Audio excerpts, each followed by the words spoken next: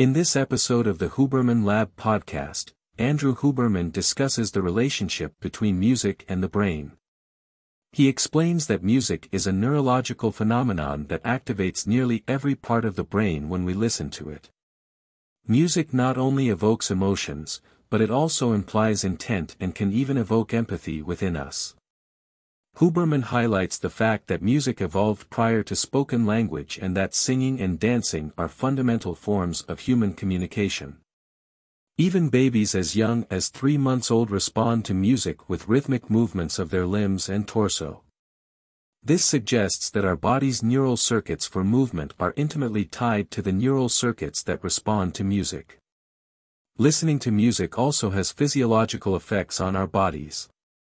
Studies have shown that listening to music for 10 to 30 minutes per day can increase heart rate variability, which is beneficial for mental and physical health.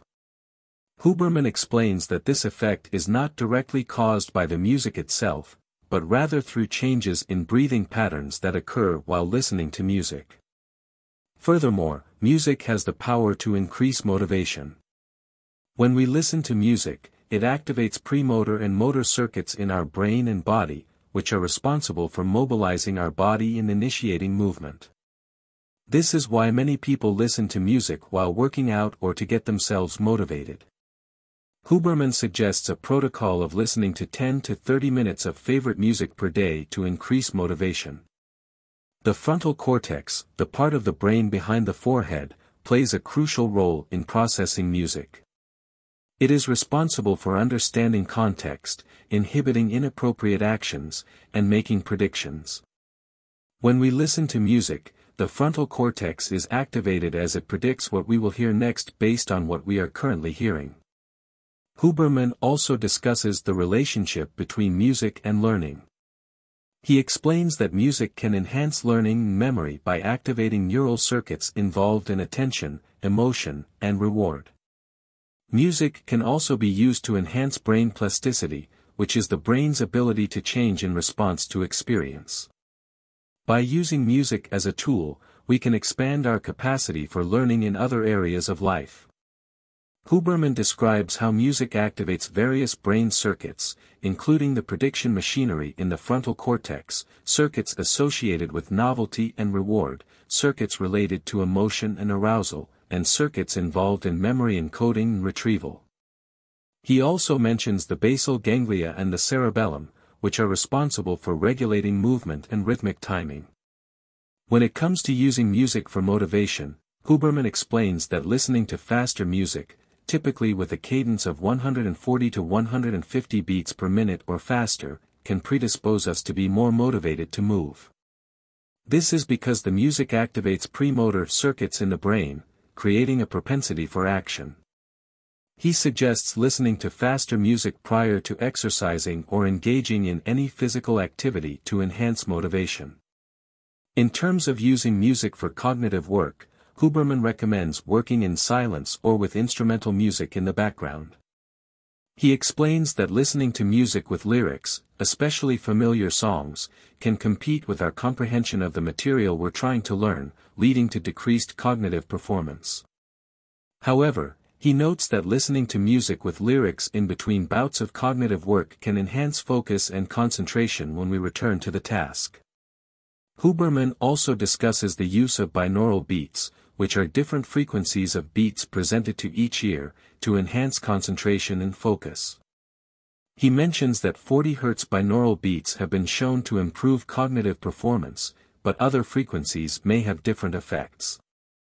When it comes to using music to shift mood and process emotions, Huberman explains that certain types of music can evoke specific emotional states. Faster music tends to make us feel happier, especially when it's in a major key and contains lyrics about positive events. However, even music with nonsensical lyrics or instrumental music can evoke the same increase in happiness if it has a fast cadence. Huberman also mentions that listening to music in the breaks between cognitive tasks can enhance focus and learning when we return to the work. He suggests experimenting with different types of music and silence to find what works best for individual preferences and needs. Huberman continues by explaining that music has a profound impact on our emotional state. He notes that certain types of music, particularly those with a fast tempo and uplifting melodies, have the ability to shift our mood from negative to positive.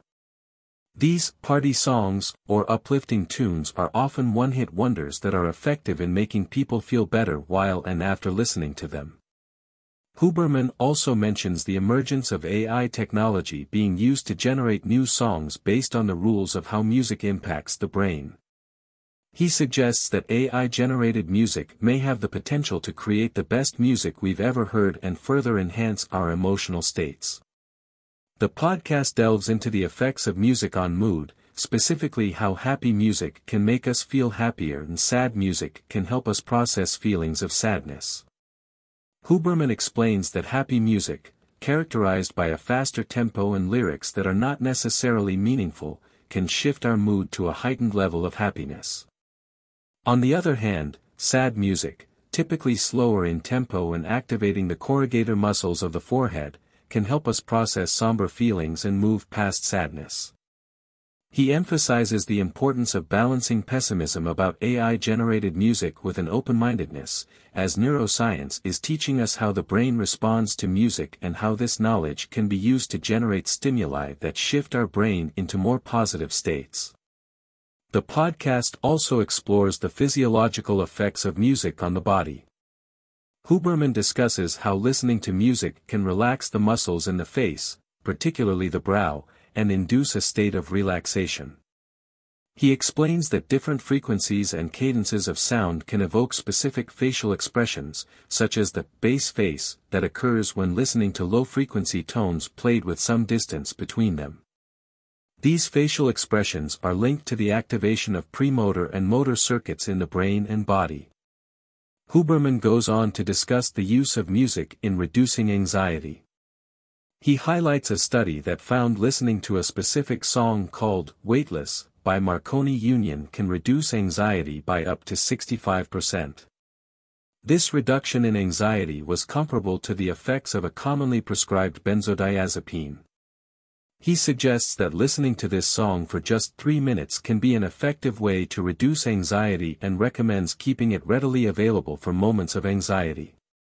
The podcast also touches on the benefits of learning to play a musical instrument and singing.